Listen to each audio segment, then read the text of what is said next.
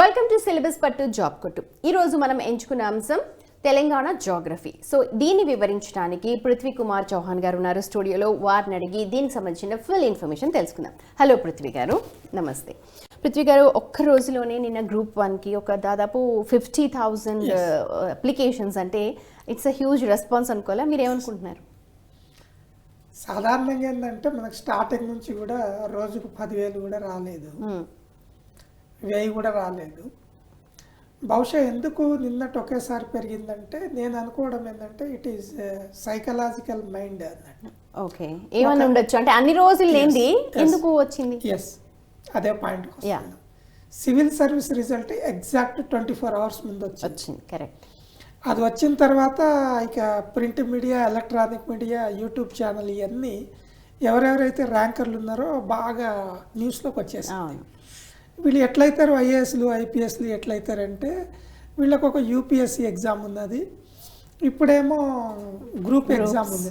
అవునా, ఇంకా ఉందా, ఇట్లా అవ్వచ్చు, టైం ఉందా అంటే ఎస్ చలో అట్లా కొట్టేశారు చాలా మంది. సో అంటే లక్ టెస్ట్ చేసుకోవడానికి అంటే 24 hours ముందు యూపీఎస్సీ వచ్చాయి. అండ్ ఈసారి మన తెలుగు వాళ్ళకి చాలా ఎక్కువగా వచ్చాయి. సో దాని మీద కొంచెం ఎక్కువ ఫోకస్ పెరిగింది అనుకోవాలి. It is one of the reason. మరి కాంపిటీషన్ ఎలా ఉంది? ఏముండదు. ఇప్పుడు లాస్ట్ 20 years నుంచి నేను ఈ ఫీల్డ్లో ఉన్నాను కదా. ఇప్పుడు 3 లక్షలు అయిన అప్లికేషన్, ఇంకా 4 రోజులు ఎక్స్టెన్షన్ చేశారు, June 4th వరకు. ఇంకొక 50,000 వేసుకోండి. వీళ్ళ కరెక్ట్ సీరియస్గా ప్రిపేర్ అయ్యే వాళ్ళు 10,000 మంది కూడా ఉంటారు. ఆబ్వియస్, ఎందుకంటే అబ్జర్వ్ చేస్తున్నాం కదా, ఇప్పుడు జనరేషన్ పిల్లకి అంతా ఏంటంటే షార్ట్ కట్ కావాలి. ఓకే, రాత్రికి రాత్రి పొద్దున్నే అయిపోవాలి. మేము ఎక్కువ కష్టపడము, ఎక్కువ కష్టపడకుండా షార్ట్ కట్ ఏముంది అనేది బాగా ఉంది జనరేషన్ పిల్లలకి. కష్టపడే తత్వం లేదు. ఇప్పుడు ఫలానికి 10 బిట్లు వస్తాయని చెప్పిండు అనుకోండి, ఒక 10 questions వస్తాయంటే పిడి కొడతారు, కానీ లైక్ చదవండి అంటే కష్టం. It is one of the reason. So ఎవరైనా సరే సీరియస్ గా ప్రిపేర్ అయ్యే వాళ్ళు ఎవరు భయపడద్దు. ఇంత హ్యూజ్ రెస్పాన్స్ వస్తుంది అని ఎవరు భయపడిన అవసరం లేదు. సీరియస్ గా ప్రిపేర్ అయితే ఖచ్చితంగా జాబ్ మీదే అవుతుంది. ఆ సీరియస్నెస్ గా ప్రిపేర్ అయ్యే వాళ్ళు బహుశా 10 to 15,000 పీపుల్ అంతే. ఇప్పుడు మన ఫైనల్ సెలక్షన్ 500 కదా, 10 నుంచి 15,000 మంది మాత్రం సీరియస్. వాళ్ళు ప్రపంచం ఎటుపోయినా పర్వాలేదు, వర్షం వస్తుంది, సునామీ వస్తుంది, ఇవన్నీ వాళ్ళకి అనవసరం అన్నట్టు అట్లా ఉంటారు. రిమైనింగ్ అంతా క్యాన్సల్గా ఎగ్జామ్ రాసే వాళ్ళు తక్కువ ఉంటారు, తగ్గిపోతారు. తెలంగాణ జాగ్రఫీకి సంబంధించి ఫస్ట్ ఒక బ్రీఫ్ ఇవ్వండి. అండ్ అసలు ఎలాగా ప్రిపేర్ అవ్వాలి తెలంగాణ జాగ్రఫీ? రైట్, సాధారణంగా కనుక గమనించిందాం అనుకోండి, మనం తెలంగాణ జాగ్రఫీకి ఎక్కువ అభ్యర్థులు ఇంపార్టెన్స్ ఇవ్వట్లేరు. అవును, అసలు ఒక మాటలో చెప్పాలి అంటే తర్వాత చూసుకోవచ్చులే, ఏముంది ఎగ్జామ్ షెడ్యూల్ వచ్చాక చూసుకోవచ్చు అన్న ఆలోచన చాలా మంది ఉన్నారు. జియోగ్రఫీ కానీ తెలంగాణ ఎకానమీ కానీ బేసికల్గా ఇండియన్ ఎకానమీ కానీ వీళ్ళు మ్యాక్సిమం భయపడేది ఏంటంటే ఎకానమీ అంటే భయము. ఈ జియోగ్రఫీ కూడా ఇట్లుంది. ఇది ఒక్కటే కాదు, తెలంగాణ రిలేటెడ్ ఏ సబ్జెక్టులైనా ఎక్సెప్ట్ తెలంగాణ ఉద్యమ చరిత్ర తప్ప మిగతా అన్నీ కూడా నెగ్లెక్టింగ్ అనేది చేస్తున్నారు. కారణం ఏంటంటే ఒకటేమో సివిల్ సర్వీస్ వాళ్ళే దీన్ని కొట్టగలుగుతారు అనే ఒక కోణం ఒకటి. సివిల్ సర్వీస్ ఎగ్జామ్ కూడా June 5th ఉండడము అదొక రీజన్. ఇక మనం స్ట్రైట్గా ఇప్పుడు జాగ్రఫీకి ఉన్న ఇంపార్టెన్స్ కనుక గమనిస్తే, వాస్తవంగా ఎప్పుడైనా ఒక కొత్త రాష్ట్రం ఏర్పడినప్పుడు భౌగోళికమైన అంశాలు ఎక్కువ ప్రాధాన్యతను సంతరించుకుంటాయి. తెలంగాణలో గ్రూప్ 1 ఎగ్జామ్ ఫస్ట్ టైం రాష్ట్రం ఏర్పడిన తర్వాత పెడుతున్నారు కాబట్టి కంపల్సరీగా జియోగ్రఫీ సబ్జెక్ట్కి ఎక్కువ ప్రాధాన్యత అనేది ఉంటుంది. దేనికి ఎంత వెయిటేజ్ ఉంది గ్రూప్ 1కి ఎంత? ఒకసారి అది మనం చేద్దాం. మనం సాధారణంగా కనుక గమనించినాం అనుకోండి, జనరల్గా ఇప్పుడు మనకు సిలబస్లో ఇచ్చింది ఏంటంటే Indian Geography and Telangana Geography and world Geography అని 3 ఇచ్చారు. సాధారణంగా అయితే వరల్డ్ జియోగ్రఫీ మీద questions Rao.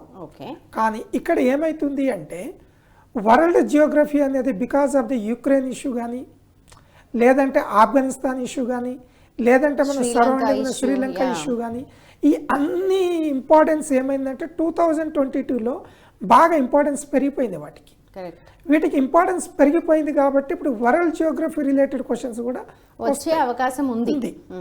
But if you come to the comparison Telangana Geography first priority ఇవ్వాలి మనం, తర్వాత ఇండియన్ జియోగ్రఫీ, తర్వాత వరల్డ్ వరల్డ్ జియోగ్రఫీకి ప్రయారిటీ ఇవ్వాలి. ఓకే వీటిలో తెలంగాణ జియోగ్రఫీ కానీ తెలంగాణ ఎకానమీ కానీ ఇంటర్లింక్డ్ కొన్ని చాప్టర్లు ఇంటర్లింక్ ఉంటుంది.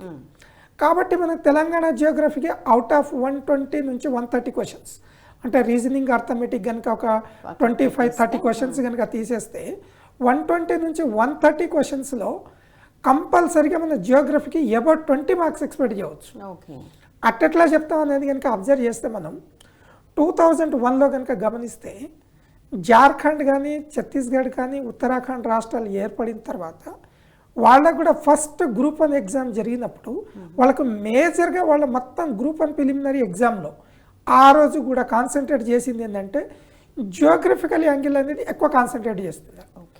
ఇంకోటి కూడా మనం అబ్జర్వ్ చేయాలి, జనరల్గా ఏపీపీఎస్సీ ఉన్నప్పటి నుంచి ఉమ్మడి ఆంధ్రప్రదేశ్ ఉన్నప్పటి నుంచి కూడా ఎందుకో కానీ ఉమ్మడి ఆంధ్రప్రదేశ్ రాష్ట్రంలో కూడా భౌగోళికమైన ఉన్న తెలంగాణ ఆంధ్రప్రదేశ్ జియోగ్రఫీకి ఎక్కువ ప్రాధాన్యత ఇవ్వలేదు.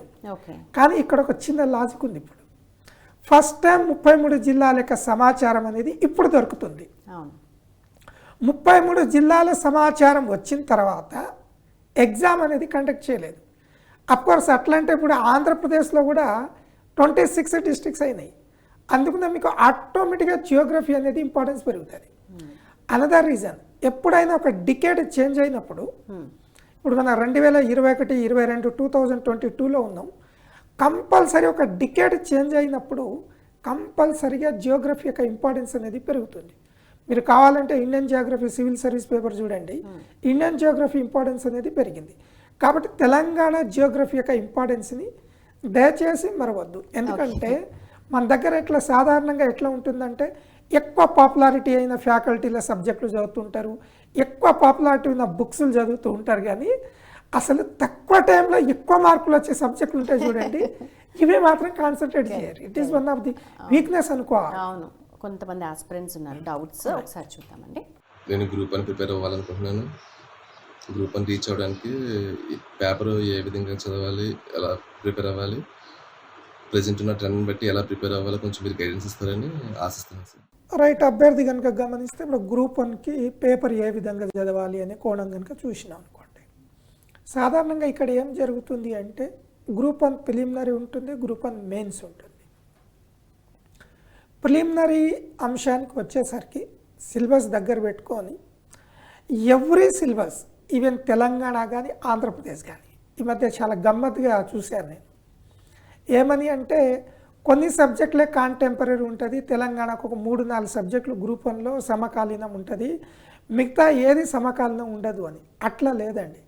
ఎక్సెప్ట్ రీజనింగ్ అర్థమెటిక్ తప్ప, అంటే రీజనింగ్ తప్ప తెలంగాణ గ్రూప్ 1 ఎగ్జామ్లో ప్రతి ఒక్క సబ్జెక్ట్కి కాంటెంపరీ ఉంటుంది. ఫర్ ఎగ్జాంపుల్ డిజాస్టర్ మేనేజ్మెంట్ని తీసుకోండి. మీరు విపత్తు నిర్వహణ కనుక గమనిస్తే ఇప్పుడు అర్లీ వార్నింగ్ సెంటర్ కానీ డిజాస్టర్ మేనేజ్మెంట్ ఇన్కాయిన్స్ కానీ హైదరాబాద్లో ఉంది. హైదరాబాదు నుంచే హిందూ మహాసముద్రం దగ్గర ఉన్న దాదాపు 26 దేశాలకి సునామీ కానీ సైక్లోన్ కానీ లేదంటే డిజాస్టర్ ఏదైనా ఇన్ఫర్మేషన్ వెళ్తుంది. డిజాస్టర్ మేనేజ్మెంట్ కాన్సెప్ట్లో తెలంగాణది ఎందుకు లేదు? చాలా గమ్మత్తైన విషయం అన్నట్టు ఇది. అంటే డిజాస్టర్ మేనేజ్మెంట్ ఇండియాకే ఉంటుంది, తెలంగాణకు ఉండదు అనేది ఉండదు. ఇప్పుడు కోవిడ్-19 ఉంది, ఈ ఇష్యూస్ కూడా మీకు పేపర్లో కవర్ అవుతుంది. ఈ మాట ఎందుకు చెప్పానంటే న్యూస్ పేపర్ని మీరు పర్ఫెక్ట్గా చదవాలి. కాకపోతే ఇక్కడ ఒక ప్రాబ్లం ఉంటుంది. ఒక 1 మంత్ న్యూస్ పేపర్ మొత్తం కట్ చేసుకొని చదివిన తర్వాత ఎంత టైం పడుతుంది అంటే, ఒక నెల న్యూస్ పేపర్ చదవడానికి వారం రోజులు పడుతుంది. పర్ డే 5 నుంచి 8 అవర్స్ తీసుకున్నా కూడా 1 వీక్ పడుతుంది. అదేంటిది ఇంత ఎక్కువ టైం పడుతుంది, అట్లట్లా మేనేజ్ చేయగలుగుతామంటే ఎస్, మీకు న్యూస్ పేపర్లో ఉండేది ఏంటంటే డిఫరెంట్ డైరెక్షన్స్లో క్వశ్చన్స్ ఉంటాయి, మీకు డిఫరెంట్ యాంగిల్లో రాస్తారు.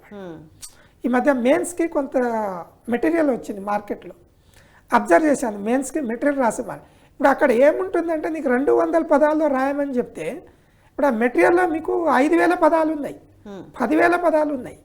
అదే కనుక మీరు న్యూస్ కనుక తీసుకున్నారనుకోండి, కన్సైజ్ ఎట్లా చేయాలి అనేది కంపల్సరీ తెలుస్తుంది. అఫ్కోర్స్ కొన్నిసార్లు న్యూస్ పేపర్లో మిస్టేక్స్ కూడా ఉన్నాయి. న్యూస్ పేపర్ ఎందుకు, గవర్నమెంట్ రిలీజ్ చేసిన రిపోర్ట్లోనే ప్రింటింగ్ మిస్టేక్స్ కొన్ని చోట్ల ఉన్నాయి, కొన్ని అన్అవాయిడబుల్, కొన్ని టెక్నికల్ కంపల్సరీగా ఉంటాయి. ఎందుకంటే ఎంత మైన్యూట్గా చూసినా కూడా డెఫినెట్గా కూడా అక్కడ కొంచెం ప్రాబ్లం అనేది ఉంటుంది, చిన్నవి. కాబట్టి పేపర్ అనేది మేజర్ కాన్సన్ట్రేట్ చేయాలి, తెలుగు పేపర్లు కానీ లేదంటే ఇంగ్లీష్ పేపర్లు కానీ కాన్సన్ట్రేట్ చేయాలి.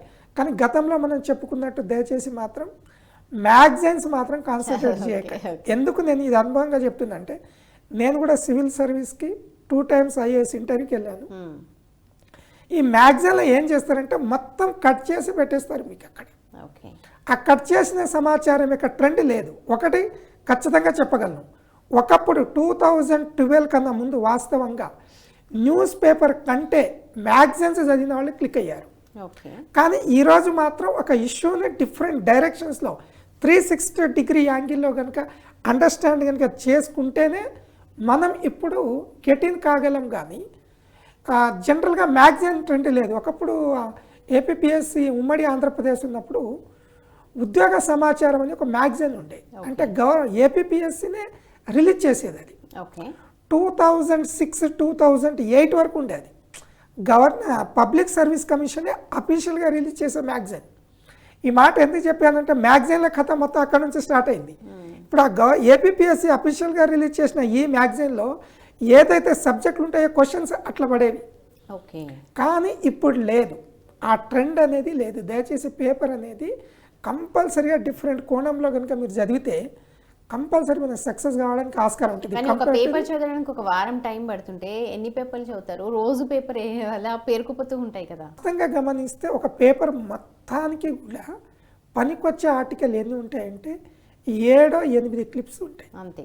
అంతకన్నా అది ఎక్కడున్నా అనేది ఐడెంటిఫై చేయగలగాలి.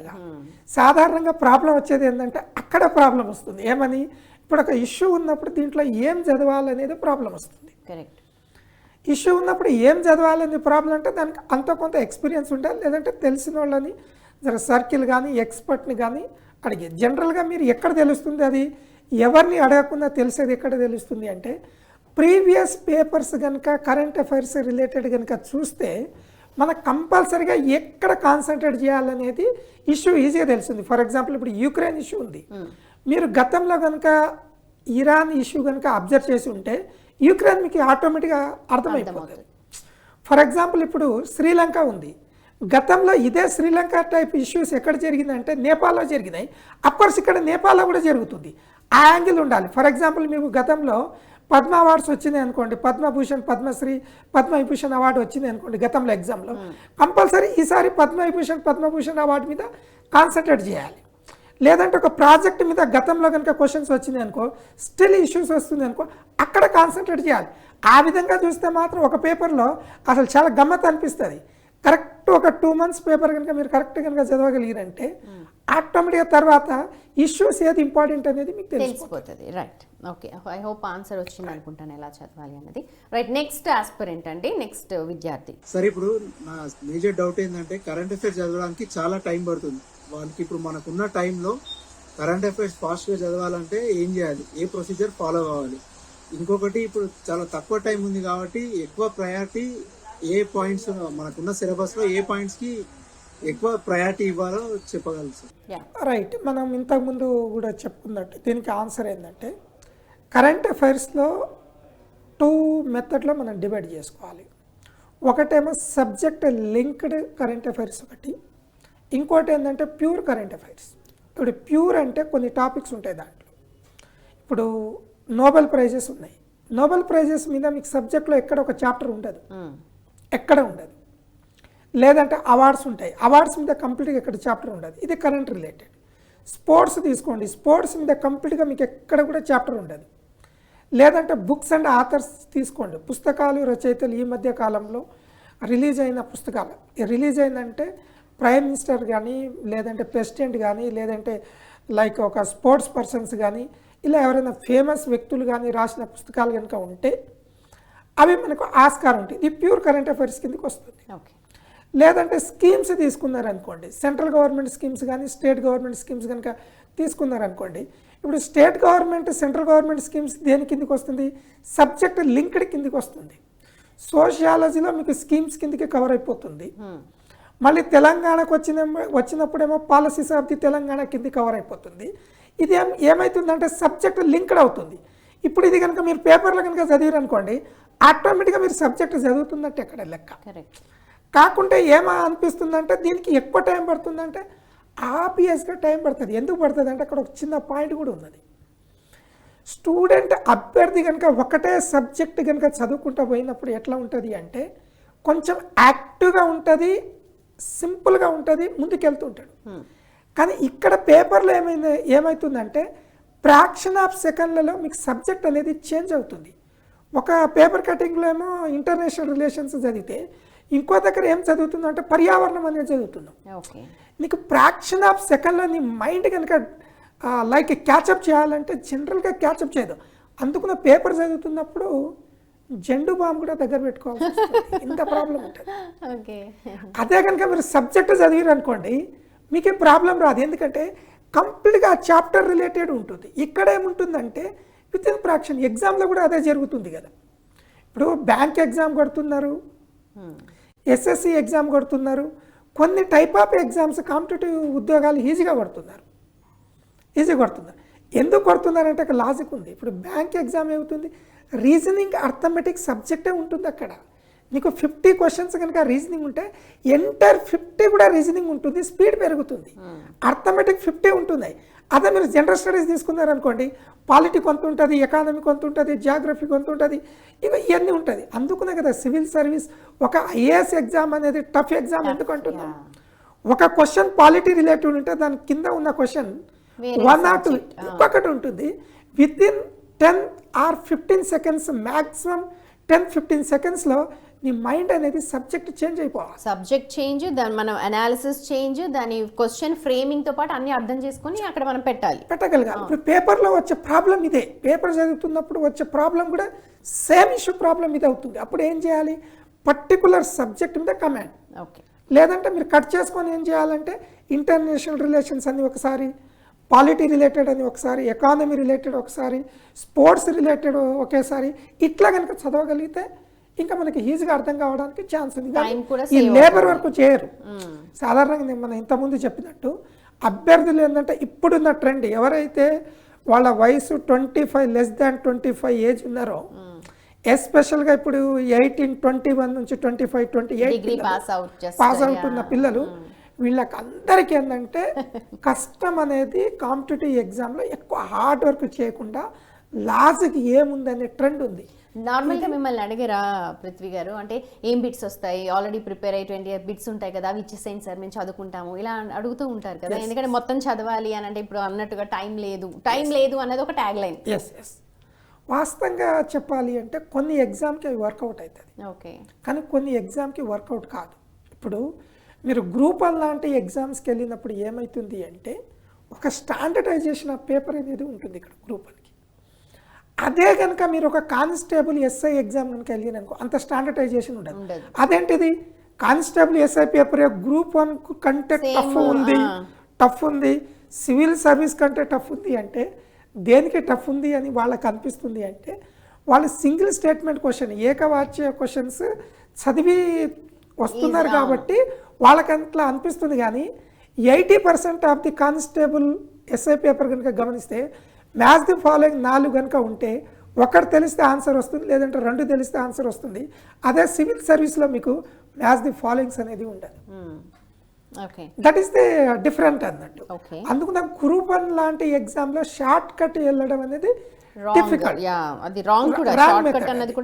ఇంకోటి ఏంటంటే ఒక రాష్ట్ర స్థాయిలో అతి ఉన్నత అధికారి అయి ఉండి క్వశ్చన్ ఆన్సర్ చదువుకుంటా షార్ట్ కట్ చదువుకుంటానంటే ఇక ప్రజలకి ఈదే సేవ చేస్తారు. ఎట్లా అంటే సర్వీస్ లోకి వచ్చాక ఎలాంటివి ఇంప్లిమెంట్ చేస్తారనేది ఒకటి వస్తుంది. Right, correct. Okay, next aspirant please. నేను కానిస్టేబుల్ అండ్ ఎస్ఐ ప్రిపేర్ అవుతున్నాను సార్. 3 months నుంచి ప్రిపేర్ అవుతున్నాను సార్. ఈ 2 monthsలో ఏ సబ్జెక్ట్కి ఎన్ని క్వశ్చన్స్ వస్తాయి సార్, ఎలా ఫిలిమ్స్ క్వాలిఫై కావాలి సార్? రైట్, జనరల్గా ఇప్పుడు ఎస్ఐ కానిస్టేబుల్కి ఇచ్చింది ఏంటంటే 60 మార్కులు వస్తే క్వాలిఫై, 60 మార్కులు వచ్చేస్తే క్వాలిఫై అయిపోతాడు. అయితే వీళ్ళకున్న ప్రాబ్లం ఏంటంటే ఇప్పుడు నెగిటివ్ మార్క్స్ పెట్టాడు. వాస్తవంగా ఇప్పుడు ఎస్ఐ కానీ కానిస్టేబుల్ కనుక అబ్జర్వ్ చేస్తే మనం రీజనింగ్ ఒక 50 క్వశ్చన్స్ ఉంటాయి, అర్థమెటిక్ ఒక 50 క్వశ్చన్స్ ఉంటాయి, జనరల్ స్టడీస్ ఒక 100 వేసుకోండి మీరు. ఇప్పుడు ఈ రీజనింగ్ కనుక సింపుల్గా ఉండే రీజనింగ్, మిస్సింగ్ నెంబర్స్ రిలేటెడ్ ఒక 5 క్వశ్చన్స్ వస్తాయి, కోడింగ్ డికోడింగ్ ఒక 5 క్వశ్చన్లు పెడతాయి, ఓకే, సింప్లిఫికేషన్స్ కంపల్సరీ 5 క్వశ్చన్స్ వస్తాయి. ఇప్పుడు మీరు coding decoding complete 5 questions answer చేసిన ఆటోమేటిక్గా వచ్చేస్తుంది, మిస్సింగ్ నెంబర్ చేసిన ఆటోమేటిక్గా వస్తుంది, సింప్లిఫికేషన్ చేసిన వస్తుంది. అదే కనుక మీరు క్యాలెండర్ ఉన్నదనుకో మినిమం ఒక క్వశ్చన్ అయితే క్యాలెండర్ మీద ఇస్తాడు, ఓకే, క్యాలెండర్ మీద జనరల్గా. క్లాక్ ఉన్నదనుకో క్లాక్ మీద కంపల్సరీ ఒక క్వశ్చన్ ఉంటుంది, పర్సంటేజెస్ మీద కంపల్సరీ. అలా ఒక పర్టికులర్ క్వశ్చన్స్ రిలేటెడ్ కనుక ప్రాక్టీస్ చేసుకొని వెళ్తే రీజనింగ్ అర్థమెటిక్లో మంచి స్కోర్ చేయడానికి ఆస్కారం ఉంది. కానీ వీళ్ళు ఎట్లుంటారంటే సాధారణంగా మ్యాథమెటిక్స్ బ్యాక్గ్రౌండ్ నుంచి ఉన్నవాళ్ళు ఒక ఈగో ఉంటుంది అన్నట్టు, మాకొచ్చు ఇది నాకెందుకు రాదని ఆడనే కూర్చుంటాడు. ఓకే, ఈ నాన్ మ్యాథ్స్ బ్యాక్గ్రౌండ్కి ఉన్న ప్రాబ్లం ఏంటంటే నాకు రాదు, ఈయనకు వస్తుంది కానీ నాకు రాదు. ఓకే, రీజనింగ్కి ఇచ్చే క్వశ్చన్స్ నాకు రాదనేది ఏముంటుందండి అసలు. క్వశ్చన్ పేపర్ ఇచ్చేదే ఎట్లా ఇస్తున్నారు అంటే రీజనింగ్ అంటేనే నాన్ మ్యాథ్స్ వాళ్ళని దృష్టిలో పెట్టుకొని ఇస్తున్నారు వాళ్ళు. కరెక్ట్, అవును, అందరికీ ఒకటే ప్లాట్ఫామ్ అది, ప్లాట్ఫామ్. కానీ బేసికల్గా మైండ్ అనేది అట్లా సెట్ చేసేసుకున్నారు, నేను నాన్ మ్యాథ్స్ చేయలేను. ఇక పోనీ ఉన్నది ఏం చేయగలుగుతుందో అంటే అది లేదు. ఇక జిఎస్ కనుక వచ్చిరనుకోండి మీకు జనరల్ స్టడీస్లో వెయిటేజ్ అనేది తెలియాలి. ఇప్పుడు ఎస్ఐకి ఒక ఓరియంటేషన్ ఉంటుంది, కానిస్టేబుల్కి ఒక ఓరియంటేషన్ ఉంటుంది. డిఫరెన్స్ గ్రూప్ 1కి ఎస్ఐ కానిస్టేబుల్ కొన్ని సబ్జెక్ట్లో కనుక డిఫరెన్స్ కనుక మీరు అబ్జర్వ్ కనుక చేస్తే జనరల్ సైన్స్ అనే దానికి ఎక్కువ గ్రూప్ 1 ఎగ్జామ్లో ప్రయారిటీ అనేది ఇవ్వరు. కానీ మీకు అదే ఎస్ఐ కానిస్టేబుల్ ఎగ్జామ్లో ఏం చేస్తాడంటే pure general science, physics related, chemistry related, లేదంటే botany related, zoology related priority అనేది ఇస్తాడు. గమ్మత్ ఏంటిదంటే ఎస్ఐ కానిస్టేబుల్ ఎగ్జామ్లలో సైన్స్ అండ్ టెక్నాలజీకి ఎక్కువ ప్రయారిటీ ఇవ్వడు, గ్రూప్ 1 సివిల్స్ లాంటి ఎగ్జామ్లో ఏం చేస్తాడంటే సైన్స్ అండ్ టెక్నాలజీకి ప్రయారిటీ ఇస్తాడు. కానీ general science is different from science and technology. వాస్తవంగా ఏంటంటే 2 కలిపి కొడుతున్నారు, అట్లా ఉండదు. జనరల్ సైన్స్ కూడా మీకు ఎట్లా వస్తుంది అంటే సాధారణంగా బేసిక్గా ఉండే క్వశ్చన్సే వస్తాయి. Okay, 6th to 10th basic or it is more than enough. వాస్తవంగా చెప్పాలి, మోర్ దాన్ ఎనఫ్. ఓకే, 6 నుంచి 10వ తరగతి వరకు పుస్తకాలు కూర్చొని చదువుకుంటే మోర్ దాన్ ఎనఫ్. కానీ వీళ్ళు చదవరు, బుక్ ఉందా చదువు, మెటీరియల్ ఇచ్చేస్తారా చదివేస్తారు, అంతా మెటీరియల్ మాయ. ఓకే, టెక్స్ట్ బుక్ చదివే నాలెడ్జ్ అసలు వాస్తవంగా చెప్పాలి అంటే అసలు ఒక హ్యూమన్ రిసోర్సెస్కి చాలా సవాళ్ళు ఇది.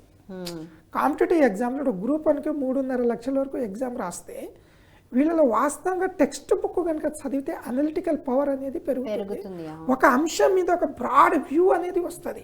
కానీ మెటీరియల్ మీద రాదు. అందుకని ఎన్నిసార్లు రాసినా ఉద్యోగం ఎందుకు కొట్టలేకపోయాము. నేను అర్ధ సెంచరీ కొట్టిన ఉద్యోగాలు గవర్నమెంట్, మోర్ దాన్ 50 జాబ్స్. కానీ రీజన్ ఏంటంటే నువ్వు కరెక్ట్ నీకు స్టాండర్డ్ కనుక ఉన్నదనుకోండి ఎన్ని జాబ్లైనా కొట్టవచ్చు. అట్లా కాదు, ఎస్ఐ పడిందా ఎస్ఐకి ప్రిపేర్ అవుతాడు, కానిస్టేబుల్ పడితే కానిస్టేబుల్. ఈ మెథడ్ మాత్రం మంచిది కాదు, కొంచెం మనం మార్చుకోవాలి మెథడ్ కంపల్సరీ. ఇంకొంచెం మనల్ని మనం ఎన్హాన్స్ చేసుకొని చేసుకోవాలి. Right, okay. మనం ఇందాక ఫస్ట్ అనుకున్నాం కదా తెలంగాణ సబ్జెక్ట్ మీద కొంచెం నెగ్లిజెన్స్ ఉంటుంది. కానీ ఎలా ప్రిపేర్ అవ్వాలి? Telangana geography, Telangana economy, Telangana history, weightage మనం మాట్లాడుకున్నాం. సో ఎలా ప్రిపరేషన్ ఎలా ఉండాలి? ఇందాక ఒక క్యాండిడేట్ కూడా అడిగారు, ప్రియారిటైజ్ ఎలా చేయాలి? ఇప్పుడు మనం పర్టికులర్ కనుక తీసుకుందాం అనుకోండి, జియోగ్రఫీ సబ్జెక్ట్ ఇండియాది చదివినా తెలంగాణది చదివినా తెలంగాణ జియోగ్రఫీకి కంపల్సరీగా అట్లాస్ అనేది ఉండాలి. జియోగ్రఫీ సబ్జెక్ట్ ఎప్పుడు చదివినా కూడా వితౌట్ అట్లాస్ లేకుండా మీరు చదువుతున్నారు అంటే యుద్ధానికి వెళ్ళేటప్పుడు ఆయుధాలు లేకుండా వెళ్ళినట్టే. అంటే అక్కడ సక్సెస్ ఎట్లా గారో ఇక్కడ కూడా సేమ్ ప్రొసీజర్ ఉంటుంది. అయితే తెలంగాణలో కూడా ఏం జరిగిందంటే తెలంగాణ అట్లాస్ కూడా ఇంగ్లీష్ మీడియంలో ఉన్నది, తెలుగు మీడియంలో ఉన్నది. ఓకే, ఇప్పుడు ఈ అట్లాస్ తీసుకొని మనం ఒకసారి అబ్జర్వేషన్ చేస్తూ సబ్జెక్ట్ని చదవాలి. జియోగ్రఫీ సబ్జెక్ట్ ఎక్కడైనా బట్టి పట్టాల్సిన అవసరం లేదు.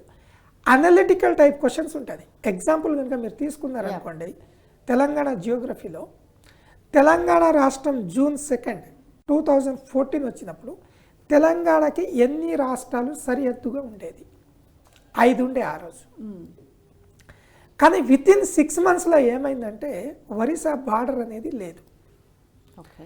అంటే ఒరిస్సా బార్డర్లు అంటే ఇప్పుడు తెలంగాణకి ఎన్ని రాష్ట్రాలు బార్డర్ ఉంటే 4 ఉన్నాయి. ఆంధ్రప్రదేశ్ ఉంటుంది, మహారాష్ట్ర ఉంటుంది, కర్ణాటక ఉంటుంది, పక్కన ఉన్న ఛత్తీస్గఢ్ ఉంటుంది. ఈ 4 ఉన్నాయి. స్టార్టింగ్లో ఒరిస్సా ఉండేది లేదు. ఇది బేసిక్ కాన్సెప్ట్. ఇప్పుడు క్వశ్చన్ ఏంటిది, ఇంకొక యాంగిల్లో థింక్ కనుక చేస్తే తెలంగాణలో 33 జిల్లాలు ఉన్నాయి, 33 districts ప్రజెంట్ ఉంది మన ప్రోగ్రామ్ చేసినట్టు. 33 జిల్లాలు ప్రజెంట్ తెలంగాణలో ఉన్నప్పుడు ఏ జిల్లాకి తెలంగాణలో అత్యధికంగా బార్డర్స్ ఉన్నాయి అన్నాడు అనుకోండి, మాక్సిమం బార్డర్స్ జిల్లా ఏది అన్నాడు అనుకోండి, ఇక నోరెల్ల పెట్టడం తప్ప ఏముండదు. ఇప్పుడు పోయి నీ టెక్స్ట్ బుక్లో పోయి తెలుగు అకాడమీ పుస్తకాలు కానీ ఎక్కడైనా జియోగ్రఫీ, తెలంగాణ జియోగ్రఫీలో క్వశ్చన్స్ పోయి కనుక చూసిన అనుకోండి, ఎక్కడ కనబడదండి అత్యధిక బార్డర్గా ఉన్న ఏదని. ఇది అంత అబ్జర్వేషన్లోనే మ్యాక్సిమం క్వశ్చన్ ఉంటుంది. Not only Telangana Geography, even Indian Geography కూడా అప్లై అవుతుంది. ఏదైనా ఎవ్రీథింగ్ సేమ్. కానీ లేదు.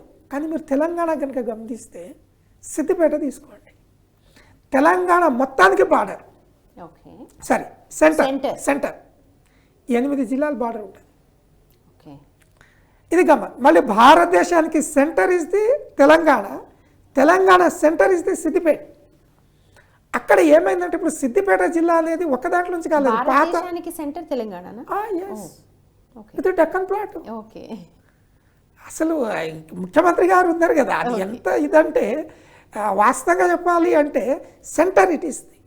ఇప్పుడు మీకు సిద్దిపేటకు ఉన్న ఇంకా ఇంపార్టెన్స్ వేరే వాటి లేదు. ఇప్పుడు సిద్దిపేటలో ఏమైందంటే పాత సిద్దిపేట, మెదక్ కొంత కవర్ అయింది, కరీంనగర్ కొంత కవర్ అయింది, సిద్దిపేటలో మళ్ళీ నిజామాబాద్ కొంత కవర్ అయింది. అన్ని జిల్లాలు ఒక్కొక్క మండలాలు తీసి సెంటర్లో అయిపోయింది ఇది. కానీ సాధారణంగా ఏమి ఎక్స్పెక్ట్ చేస్తాడు, అవునా 8 జిల్లాలు బార్డర్ ఉన్నాయా, దేనికి ఎక్కువ ఉంటుంది అంటే ఎంతసేపు ఉంటుంది. అంటే నేను ఏం చెప్తున్నా అంటే జియోగ్రఫీ అనేది అబ్జర్వేషన్ చేసుకుంటా చదవాలి. ఇప్పుడు ఎగ్జాంపుల్ తెలంగాణ కనుక అబ్జర్వ్ చేస్తే ఎగ్జాక్ట్ తెలంగాణ రాష్ట్రం పైన నార్త్లో కనుక గమనిస్తే గోదావరి నది ఉంటుంది, టచింగ్ గోదావరి పారుతుంటుంది. సౌత్లో కనుక ఉంటే కృష్ణ ఉంటుంది. భారతదేశం మొత్తానికి 2 మేజర్ రివర్స్, 2 ముఖ్యమైన నదులు, మిడిల్లో ఒక రాష్ట్రం ఉండేది, 2 రాష్ట్రాలు, ఒకటి తెలంగాణ, ఇంకొకటి మహారాష్ట్ర. మహారాష్ట్ర కూడా 2 నదులు, గోదావరి, కృష్ణ. సేమ్ టోపోగ్రఫీ తెలంగాణ కనుక మనం అబ్జర్వ్ చేస్తే మిడిల్లో రాష్ట్రం ఉంటుంది, టాప్లో గోదావరి రివర్ ఉంటుంది, బాటంలో మళ్ళీ కృష్ణా రివర్ ఉంటుంది. It is one type of observation కదా ఇది. ఇలాంటి టైప్ ఆఫ్ క్వశ్చన్స్ని మనకు అడగడానికి పాసిబిలిటీ ఉంటుంది. కానీ జియోగ్రఫీ 1 డేలో రాదు. 1 డేలో రోజుకొక డిస్ట్రిక్ట్ కానీ లేదంటే రోజుకొక పాత జిల్లా కానీ మనం ప్రాక్టీస్ అబ్జర్వేషన్ కనుక చేస్తే కానీ రాదు. దీనివల్ల ఏమవుతుందంటే మీకు ఎకానమీ మీద కమాండ్ వస్తుంది, జియోగ్రఫీ మీద కమాండ్ వస్తుంది, కరెంట్ అఫైర్స్ మీద కూడా కమాండ్ వస్తుంది. దీన్ని ఇంటర్లింక్డ్ చేసుకుంటూ చదవాలి. సాధారణంగా వీళ్ళు చేసే పని, జనరల్గా అభ్యర్థులు చేసే పని ఏంటంటే ఇంటర్లింక్డ్ అనే యాంగిల్ వీళ్ళ దగ్గర ఉంటుంది. జియోగ్రఫీ అంటే సపరేట్, అది ఎకానమీ సపరేట్, పాలిటీ సపరేట్, ఈ విధంగా జనరల్గా డివైడ్. అందుకున్న ప్రాబ్లం చేస్తుంది. ఎందుకంటే ఇప్పుడు కనిపిస్తున్నారు. ఇప్పుడు ఇందాక సిద్దిపేటది చెప్పారు కదా, దాని ఎకానమీకి అలాగే హిస్టరీకి రిలేట్ చేయండి ఒకసారి. ఇప్పుడు సాధారణంగా మనం కనుక గమనిస్తే సిద్దిపేట హిస్టారికల్ యాంగిల్ని తీసుకున్నారనుకోండి, మీరు మెదక్ నుంచి బయటకు వస్తుంది. అంటే పాత మెదక్ జిల్లా ఉండే, మెదక్ జిల్లా నుంచి ఇప్పుడు ఏంటంటే సిద్దిపేట అంటే మేజర్గా. అఫ్కోర్స్ కటింగ్ మొత్తం వచ్చేసినాయి. ఇప్పుడు హిస్టారికల్ ఇంపార్టెన్స్ కనుక తీసుకున్నారనుకోండి మీరు మెదక్ని, చారిత్రకంగా కూడా మెదక్ చాలా ఇంపార్టెంట్. ఎందుకంటే మెదక్ టంకశాల అనేది, టంకశాల కనుక తీసుకున్నారంటే కాయిన్స్ తయారు చేయడం టంకశాల. ప్రాచీన కాలం మిడీవల్లో కూడా మనకు టంకశాల అనేది కనిపిస్తూ ఉంటుంది. కాబట్టి ఇది మేజర్ యాంగిలే. అలా డిఫరెంట్ కోణంలో కనుక మనం థింక్ చేయగలగాలి. ఇప్పుడు ఎకానమీ యాంగిల్లో కనుక మీరు తీసుకున్నారనుకోండి, ఈరోజు ఎకానమీ మొత్తం కోవిడ్ టైంలో కనుక గమనిస్తే 2020లో రూరల్గా ఉన్న సిద్దిపేట కానీ మహబూబాబాద్ జిల్లాలు కానీ ఈవెన్ రూరల్ జిల్లాలు వీటి యొక్క ఎకానమీ డెవలప్మెంట్ ఎట్లా ఉందో తెలుసా? భారతదేశం యొక్క యావరేజ్ కంటే ఎక్కువ ఉన్నాయి. ఓ ఓకే. అసలు మామూలు విషయం కాదు ఇది. సిద్దిపేట లాంటి ఇవి రూరల్ జిల్లాలు కాబట్టి ఇప్పుడు తెలంగాణ వచ్చిన తర్వాత డిస్ట్రిక్ట్ చేసిన తర్వాత డెవలప్మెంట్ ఉంది కానీ గతంలో లేదు. ఈ టైప్ ఆఫ్ యాంగిల్ని ఎందుకు చూడొద్దు? ఫర్ ఎగ్జాంపుల్ ఇప్పుడు ఇండియా కనుక పర్ క్యాపిటల్ ఇన్కమ్ కనుక గమనిస్తే తెలంగాణలో ఉన్న 33 జిల్లాల యొక్క per capital income India per capital income కంటే ఎక్కువ. 33 జిల్లాలు కూడా తెలంగాణ జిల్లాలు ఇండియా కంటే ఎక్కువ. అంటే ఈరోజు పర్ క్యాపిటల్ ఇన్కమ్ యాంగిల్ కనుక మీరు తీసుకుంటే ఎస్ బెటర్ పొజిషన్లో ఉన్నాయి. Of course per capital income complete development అని అన్నారు, that is the different angle. But if you take the statistics కనుక తీసుకుంటే ఎవరైనా స్టాటిస్టిక్స్తోనే మాట్లాడేది. కాబట్టి మనం డిఫరెంట్ కోణంలో కంపల్సరీగా దీన్ని థింక్ చేయగలగాల్సి ఉంటుంది. లేదంటే ఇంకోటి తీసుకోండి మీరు జియోగ్రఫీ యాంగిల్లోని. ఇప్పుడు మీరు మల్లన్న సాగర్ ఇష్యూని తీసుకోండి, కాళేశ్వరం రిలేటెడ్ తీసుకోండి, మీరు 50 TMC of the Mallanna Sagar. Yes ఇది కాంటెంపరీ, అందుకనే మీకు ఈ జనరల్గా క్వశ్చన్ వస్తూనే ఉంటుంది అక్కడ. అట్లా ఏ డిస్ట్రిక్ట్ తీసుకున్నా లేదంటే జియోగ్రఫీలో ఏ టాపిక్ తీసుకున్నా సమగ్రంగా దాన్ని ఆలోచన చేయగలిగేటట్లు ఉండాలి. అప్పుడు మన క్వశ్చన్స్ రావడానికి పాసిబిలిటీ ఉంది. జియోగ్రఫీ క్వశ్చన్స్ మ్యాక్సిమం ఎట్లుంటుంది అంటే టెక్స్ట్ బుక్ నుంచి మీకు ఇచ్చేదానికంటే జనరల్ అబ్జర్వేషన్ ఎక్కువ ఉంటుంది. ఓకే, అంటే ఒక సబ్జెక్ట్ నుంచి ఎన్ని యాంగిల్స్లో క్వశ్చన్స్ వస్తాయనేది అభ్యర్థి ముందే ఊహించుకోగలగాలి. ఇప్పుడు ఆ అప్లికేషన్స్ కూడా ఎట్లా తెలుస్తుంది అంటే మనకు అభ్యర్థి కూడా ముందే ఊహించుకోవడం అంటే సాధారణంగా అబ్జర్వ్ చేస్తే ప్రీవియస్ పేపర్స్ చూడడం కానీ డిఫరెంట్ స్టేట్స్ది అబ్జర్వ్ చేయడం కానీ సివిల్ సర్వీస్ పేపర్ది కానీ చూసింది అనుకోండి మనకి ఈజీగా అర్థమైపోతుంది. లేదంటే మనం ఏం చేయగలగాలి, తెలంగాణ జియోగ్రఫీ రిలేటెడ్ క్వశ్చన్స్ అన్ని ఒక దగ్గర రాసుకుని టాపిక్ వైజ్ కనుక రివర్స్ ఒక దగ్గర, ఫారెస్ట్ రిలేటెడ్ ఒక దగ్గర, డెమోగ్రఫీ ఒక దగ్గర, ఫిజికల్ సెట్టింగ్ ఒక దగ్గర, ఇలా చాప్టర్ వైజ్ ఒక దగ్గర రాసుకుంటే ఓకే ఎక్కడ కాన్సన్ట్రేట్ చేస్తున్నాడు అనేది మనకి క్లియర్గా అర్థమైపోతుంది. కానీ ఇంత లేబర్ వర్క్ అనేది చేయాలి. లేబర్ వర్క్ చేస్తేనే గ్రూప్ వన్ లాంటి సక్సెస్ అవుతాయి. మిగతా వాటికి అంత అవసరం లేదు అవి. అందుకనే చాలా మంది ఇప్పుడు ఒక ఉద్యోగం కొట్టిన వాళ్ళు 3-4 కొడతారు, పంచాయత్ సెక్రటరీ కొడతారు, కానిస్టేబుల్ కొడతారు, ఎస్ఐ కొడతారు, గ్రూప్ 4 ఇవి కొడతారు. రీజన్ ఏంటిది, అన్నిటికీ కామన్ సిలబస్ ఉంది ఆడ. అథమెటిక్ రీజనింగ్ నేర్చుకుంటే కానిస్టేబుల్కి, గ్రూప్ 4కి, ఎస్ఐకి, బ్యాంక్ ఎగ్జామ్, ఎస్ఎస్సికి కామన్. కానీ గ్రూప్ 1 వచ్చేసరికి మాత్రం కొట్టలేడు. రీజన్ ఏంటిది, ఇక్కడ జనరల్ స్టడీస్ సబ్జెక్ట్ అనలిటికల్ యాంగిల్లో ఉంటుంది. రీజనింగ్ అర్థమెటిక్ మీద డిపెండ్ అయ్యి సక్సెస్ రేట్ సాధించడం అనే సబ్జెక్ట్ కాదన్నట్టు. ఓకే పృథ్వీ గారు, ఒక final word for the aspirants మనం ఒకసారి చెప్పండి. ఎట్లా అంటే ప్రత్యేకంగా ఈ తెలంగాణ కాన్సెప్ట్లో తెలంగాణ జియోగ్రఫీ మేజర్గా అభ్యర్థులు చేయాల్సిన అబ్జర్వేషన్ ఏంటంటే Telangana Geography, Telangana economy, Telangana related culture. ఇక్కడ కల్చర్ అనగానే ఇంకొక సంస్కృతి అనగానే ఇంకొక గమ్మత్ అన్నట్టు. ఇప్పుడు మీ క్వశ్చన్స్ ఇండియాలో కానీ తెలంగాణలో కానీ ఎట్లా అడుగుతుందంటే, ఇండియాలో తీసుకుంటే ప్రాచీన భారతదేశ చరిత్రక కల్చర్ అడుగుతున్నాడు కానీ మిడివల్ అడగట్లేదు. కల్చర్ అనగానే అభ్యర్థులు ఏం చేస్తున్నారంటే ప్రాచీనం కల్చర్ చదువుతున్నారు, మధ్యాయుగం కల్చర్ చదువుతున్నారు, ఆధునిక మూడింటికి కల్చర్ ఉంది. ఇదే వద్దు. ఎందుకంటే ఇప్పుడు మనం బట్టే సిస్టమ్ కాదు, అబ్జర్వేషన్ చేయగలగాలి. తెలంగాణ కూడా సేమ్. తెలంగాణకు ఒక గమ్మత్. ఇప్పుడు తెలంగాణ ప్రాచీనం అడుగుతున్నాడు, మిడివల్ అడుగుతున్నాడు, మోడర్న్ కొత్త స్టేట్ కాబట్టి అదే ఆఫ్టర్ 10 years తర్వాత మీరు ఎగ్జామ్ రాసిరనుకోండి అట్లా ఉండదు. తెలంగాణ జియోగ్రఫీ ఎక్కువ కాన్సన్ట్రేట్ చేయాలి, ఎకానమీ కూడా కాన్సన్ట్రేట్ చేయాలి. Be careful. గ్రూప్ 1 ఎగ్జామ్లో మీరు తెలంగాణలో రాసే గ్రూప్ 1 ఎగ్జామ్లో తెలంగాణ రిలేటెడ్ సబ్జెక్టుల మీద కాన్సన్ట్రేట్ చేయండి. ఎందుకంటే ఇది ఫస్ట్ టైం గ్రూప్ 1 ఎగ్జామ్ కాబట్టి రాష్ట్రం కాబట్టి చాలా ఎక్కువ ఉంటుంది. There is no doubt. ఏ రాష్ట్రాల గతంలో కూడా అట్లనే కాన్సన్ట్రేట్ చేయాలి. కానీ ట్రెడిషనల్ సబ్జెక్ట్ని కొంచెం తగ్గించండి, తెలంగాణ రిలేటెడ్ సబ్జెక్ట్ని మేజర్గా కాన్సన్ట్రేట్ చేయడం better. Right, thank you so much Prithvi గారు. సో విన్నారు కదా, సో తెలంగాణ ఇష్యూ కూడా చాలా ఇంపార్టెంట్. ముఖ్యంగా ఇక్కడ ఎగ్జామ్ టీఎస్పీఎస్సీ రాసే వాళ్ళందరూ కూడా తెలంగాణకు సంబంధించే మేజర్ అన్ని క్వశ్చన్స్ వస్తే మనం రాసే ఎగ్జామే అది కాబట్టి సో దాని మీద కూడా మీరు దృష్టి సారించడం important. So thank you for watching. ఇది ఇవాల్టి డిస్కషన్. చూస్తూనే ఉండండి TV9.